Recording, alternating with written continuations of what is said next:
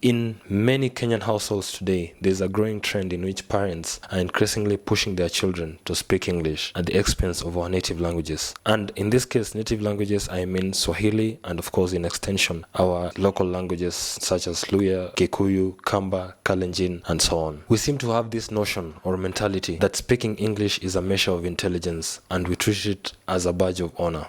After a whole day of struggling to communicate in English in school, when a child comes back home, they still cannot be allowed to be themselves and express themselves freely in a manner in which, or in a language that comes naturally. But wait, let us take a step back and try to think, really, what effect does this have on our identity? What effect does this have on our culture? And what effect does this have on the way we perceive intelligence?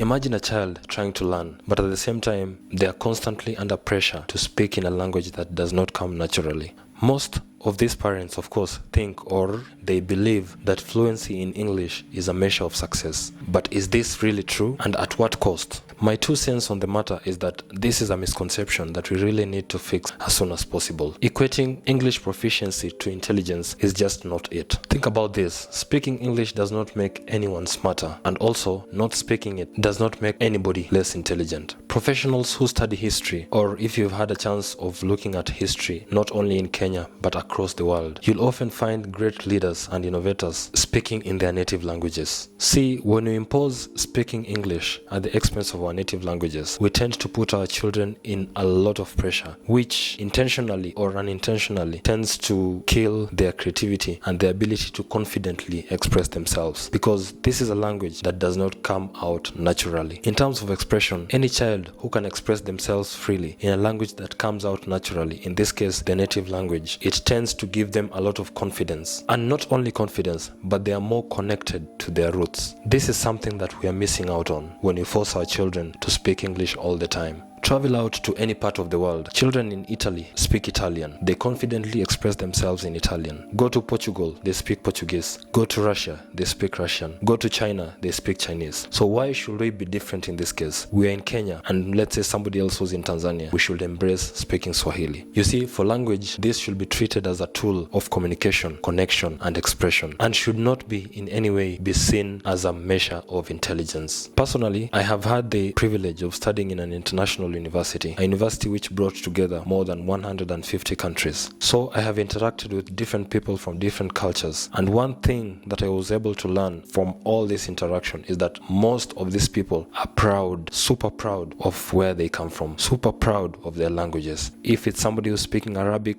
somebody speaking Portuguese, somebody speaking Italian, somebody speaking Spanish, all of them are proud of their languages. But for us, as Africans and as Kenyans, we seem to be quick to let go of our identity or our languages and embrace other people's languages. I know, somebody might say that now that I'm advocating for us embracing our native languages, I should have maybe used Swahili for this video. I need to point out that this is a message which I feel is not only meant for Kenya. We also have a lot of other African countries that seem to be having the same problems. Namibia, Zambia, South Africa, Nigeria, Ghana, name them. We are quick to embrace English. We are quick to embrace French. We are quick to embrace Portuguese at the expense of our own languages, of our own native languages, which compromises a lot. We are losing a lot because language is a powerful tool, not only for communication, but it also builds a sense of identity and pride. But don't get me wrong, I'm not advocating for throwing out English or French out of the window altogether. On the contrary, I'm actually an advocate of learning as many languages as possible. Hey, I learned Russian late in my 20s and I'm now fluent at it. The main point here is we should teach our children to learn English or French or Chinese, but